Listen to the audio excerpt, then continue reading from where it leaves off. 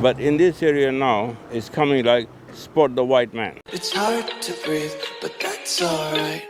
So guys, apparently in some parts of the UK, they play a game called Spot the White Man. Let's see how true that is. Let's check this out. You can walk around, you can see. It's very difficult to see. You very hardly see a white man. He said it's very hard to see a white man in some areas. Migration has transformed Britain in recent years. Do you feel English yourself? No. Do they speak English and so on? To be honest, yeah, sometimes I feel like I'm English. Honestly, I just feel like I'm English. And I have to remind myself that, okay, Shady, if you say that, then I look at you like, yo, you're black though. But not gonna lie, sometimes I feel that way. Maybe because I love the culture. Yeah, speak English is okay. So many people English. Between 2021 Boris. and 2024, more than 4 million people arrived in the UK in what critics have called the Boris wave. The latest data I've seen is that primary school children in inner London are now less than 20% white British. So London has gone from being an overwhelmingly white British and therefore English city effectively in the 1990s to a minority now. Millions of them could soon become eligible for indefinite leave to remain, allowing them to settle permanently in Britain. What we are really sitting on here is a fiscal ticking time bomb. Unless the government changes the rules, the Boris wave may permanently reshape the country as we know it. In this film, I travelled to Newham in East London, one of the areas most affected by recent migration. I began by speaking with migration researcher Robert Bates from the Centre for Migration Control. So the Boris wave is the more than 4 million people who came to the UK between 2021 and 2024 as a result of an increasing liberalisation of the immigration system that we saw under Boris Johnson and Priti Patel. If you notice, there have been a lot of protests of a lot of people going, oh, they're taking over our country. We want our country back. We cannot be a minority in our country. I've been seeing those a lot, and a lot of people have been condemning those as racist. But the question is that really racist? Or are the local British people trying to preserve their people, their culture, their way of life? As a result of an increasing liberalisation of the immigration system that we saw under Boris Johnson and Priti Patel. So it was measures such as removing any cap on non-European workers, a real decrease in the skills threshold and the salary threshold for individuals coming to the UK. It was an obsession with hitting a target of 600,000 international students. It was allowing students and care workers to bring dependents with them. It was the creation of the health and social care visa. All of these features cobbled together meant that between 2021 and 2024, 4 million people, predominantly from outside of Europe, arrived in the UK. And the reason why this is relevant at the moment is because we're on the cusp of these individuals shifting from those temporary short-term visas onto being able to qualify for what's known as indefinite leave to remain, which gives a whole raft of benefits that are effectively really quasi-citizenship. So it will give them access to the welfare state. It will allow them to bring over family members. It will mean that if their children are born in the UK, the children are eligible automatically for British citizenship. It will give them free unencumbered access to the NHS. So there are a whole raft of fiscal and cultural costs that are looming unless indefinite leave to remain is tackled imminently. How has the Boris wave impacted areas like Newham, where we are now?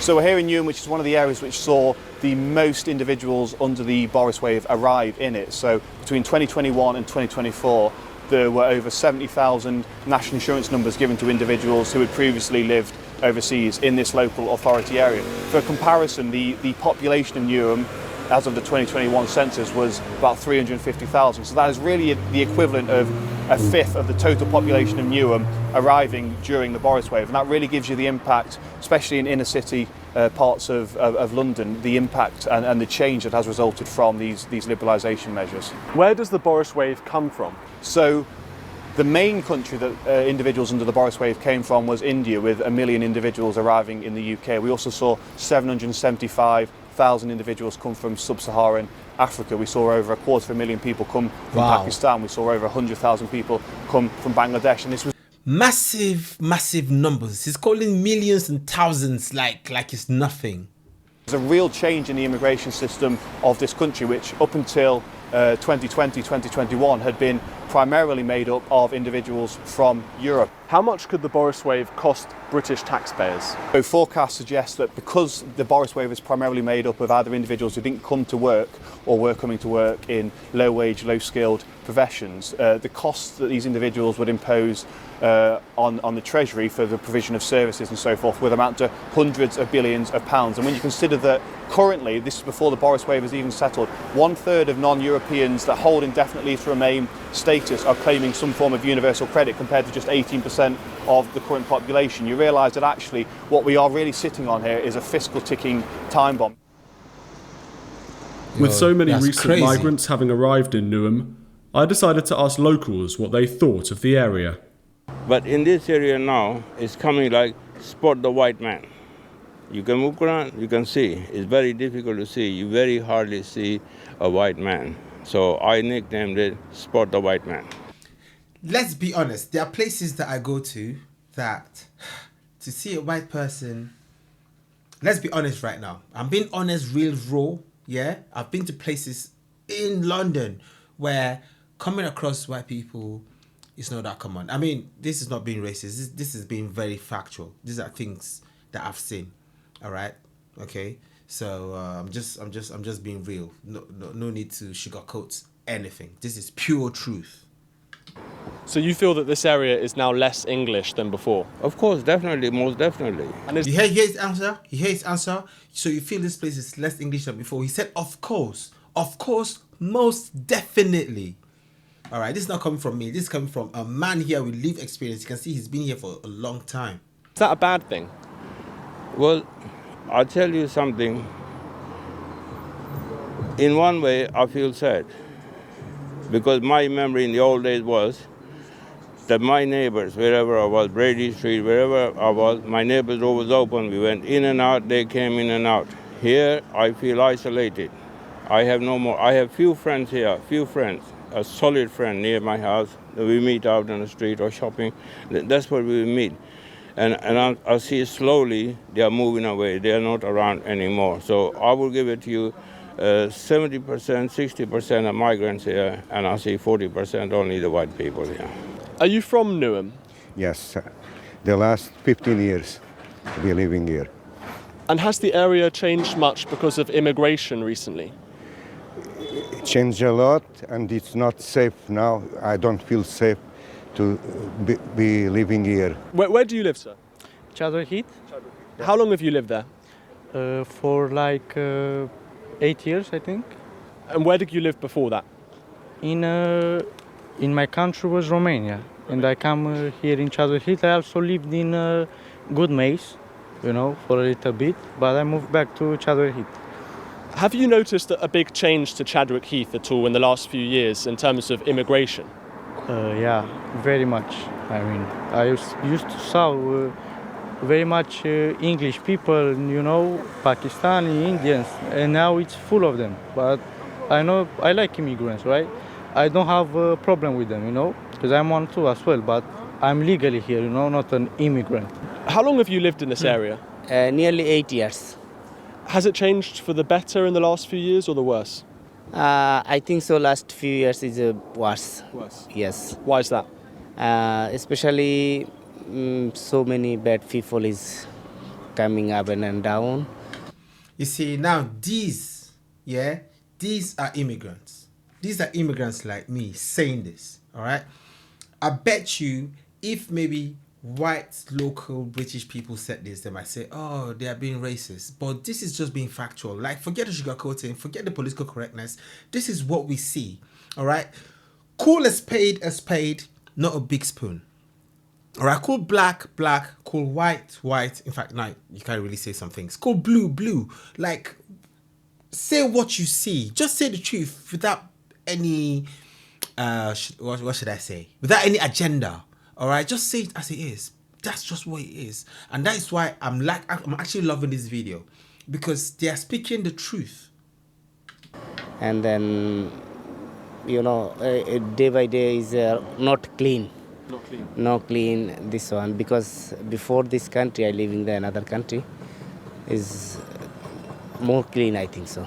When you coming the evening time, also you see there's no good people, no? You scared. You don't feel safe here? No. Do you think that the immigrants understand English? Are they learning English? Are they integrating into English society? Yeah, this one is a really need, but I have already here. My wife is going to learning the Newham here, Newham Forest Gate Newham, and as well I do the 1 or 2 years going at the school as well. And do you feel English yourself?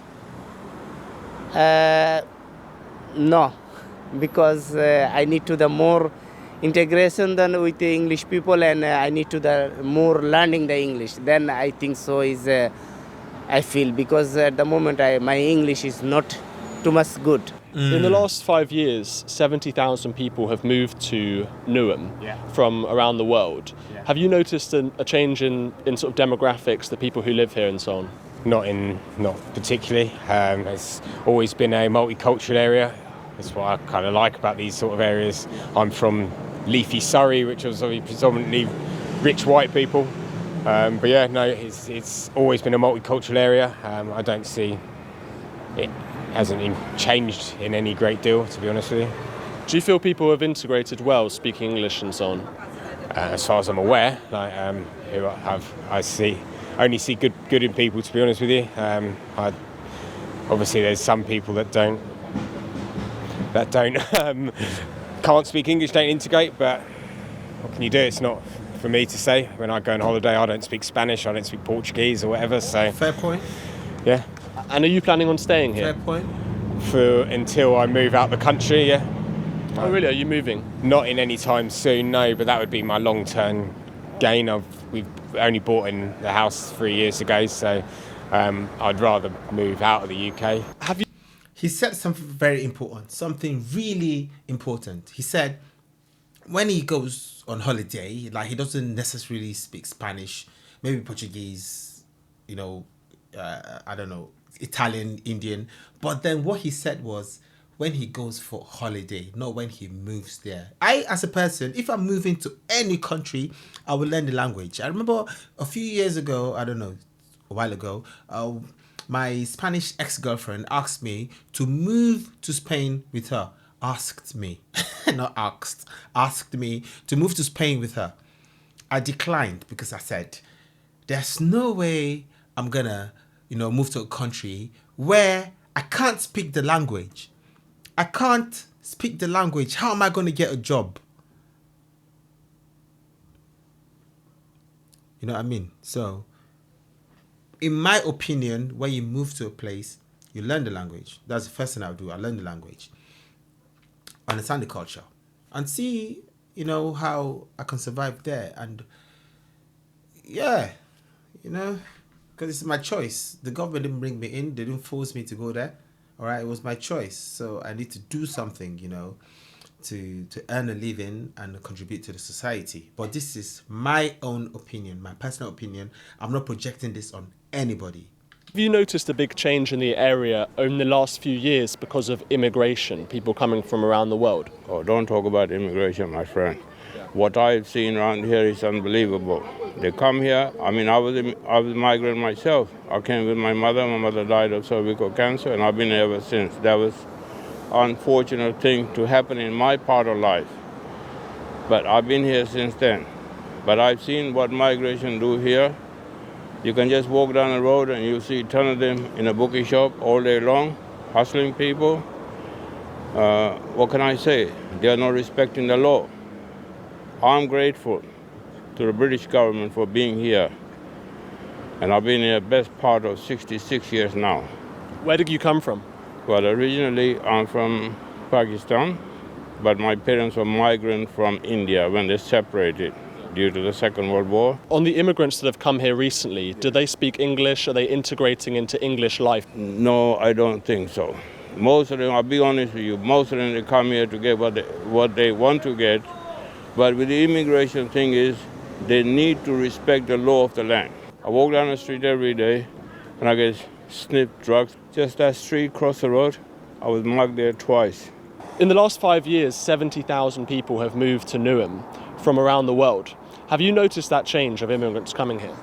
I have noticed an increase in foot traffic compared to when I moved here. Obviously you do see people walking around, but not as much as you see right now. Normally you see 10, 15 years ago, you see maybe 15% of what the people you see nowadays. So I do see a large increase. But again, they cause no issues. They're still fine here. It's all good here. Yeah. Do you feel these people are integrating well into English life? Like, can they speak English? Are they English culture and all of that? Yes, I mean, again, you got to describe what are these people you're talking about. But again, every time you say these people, everyone I met that wasn't born here, came here, speaks English, educated, very well mannered, very want to be part of this society, want to integrate in this society, want to help create a good Britain, a Britain that we all deserve. And I believe that's what they want to do here. How long have you lived here? 8, 9 years. 8, 9 years. Yeah. Where did you come from originally? Originally from Bangladesh. Yeah. Is this a nice place to live? Yeah, nice place is living area. Is it safe? Yeah, safe. And are there a lot of English people who live here? Yeah, all people English or all countries people living here is nice place for this area. A lot of people have moved here from Bangladesh and India and Pakistan. Do you feel they're integrating into the country? Do they speak English and so on? Yeah, speak English is okay.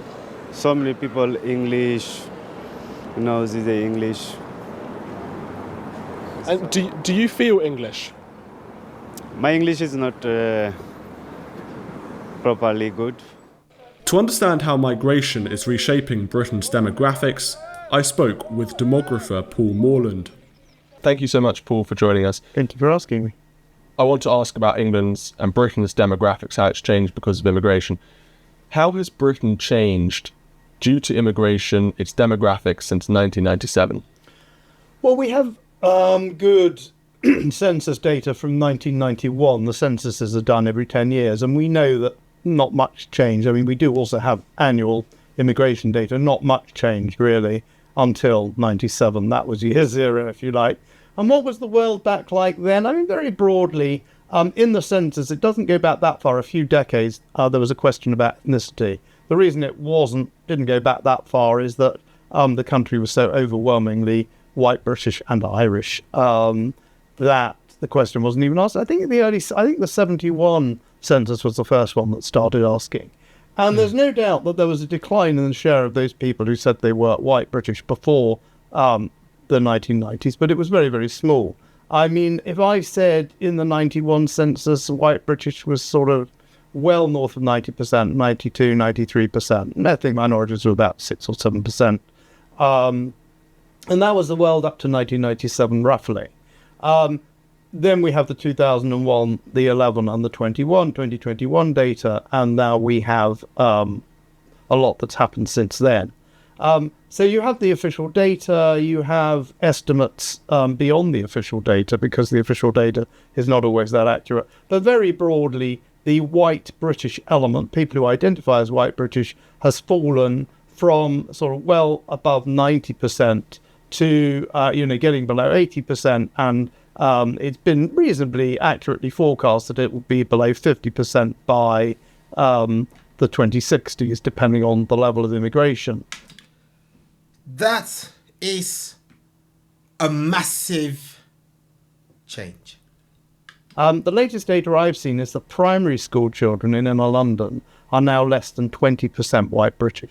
So London has gone from being an overwhelmingly white British and therefore English city, effectively, in the 1990s, to a minority now. And if you look at the primary school population, a diminishing and increasingly irrelevant minority, and the primary school population kind of foretells the future. So that's broadly what happened. There was an uptick in immigration from the 60s. It was very modest.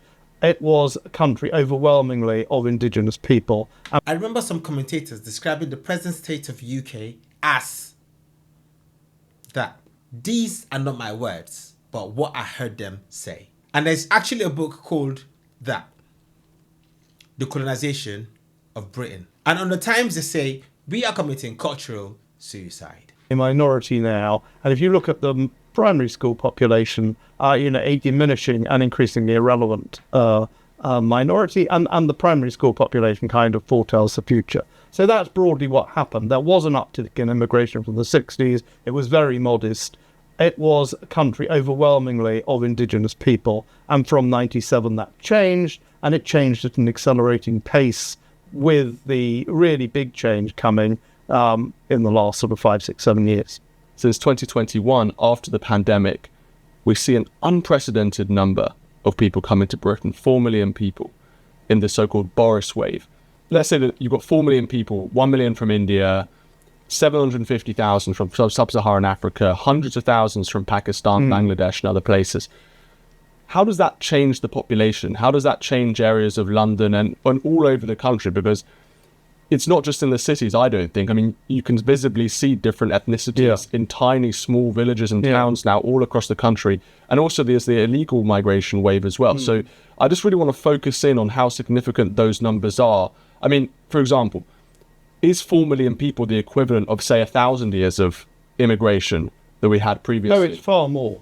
I mean, also, we until the 90s, almost every year we had net emigration. So people left and people came, but more people left than came. And again, the data is not very good, because who exactly was leaving and who was coming? Most people who left were Brits, and most people who were coming were not. So, but the big change towards the end of the 2010s and into the Boris Pretty wave was that the big immigration from Eastern Europe ended. And again, if you think about what I said, it's about numbers, it's about cultural congruity, fit. Now we're having people from very, very different cultures. Undoubtedly, they speak very different languages, they look very different, they follow different religions. So they're about as different as they could be. The Boris wave didn't happen by accident. It was the result of government policy. And according to Robert Bates, serious flaws in Britain's visa system may have allowed tens of thousands of migrants to enter the country through companies later accused of breaking the rules. Can you tell us about your latest research? Yes, so I think it's important to understand that Britain's immigration policy is effectively devolved to businesses. The Home Office gives a huge list of companies, about 120,000, the right to award certificates of sponsorship to overseas applicants, and that certificate of sponsorship is effectively the meat of the visa, and once an individual has one of them, it is more than likely that their visa application will be approved. So what we've seen in the last few years, in particular because of the health and social care visa created by Boris Johnson and Priti Patel, is a huge number of businesses operating really dodgy immigration practices, often handing out certificates of sponsorship for jobs that don't even exist, or certificates of sponsorship for roles which are really just a facade for the individual to actually enter the country. We found through Freedom of Information requests that of the 534 businesses that work in the care sector that have been struck off the register or suspended from the ability to sponsor workers, they awarded 54,000 certificates of sponsorship between 2022 and 2025. That is a huge number of individuals who have come into the UK to work in businesses that are either not compliant at all with immigration rules or have failed to be compliant for a long period of time. What are some of the reasons that the Home Office might revoke a licence from a company to issue certificates of sponsorship? So there are a myriad of reasons why a company might be struck off the register of licensed sponsors. Primarily, they are because they've been handing certificates of sponsorship out to individuals in exchange for a fee.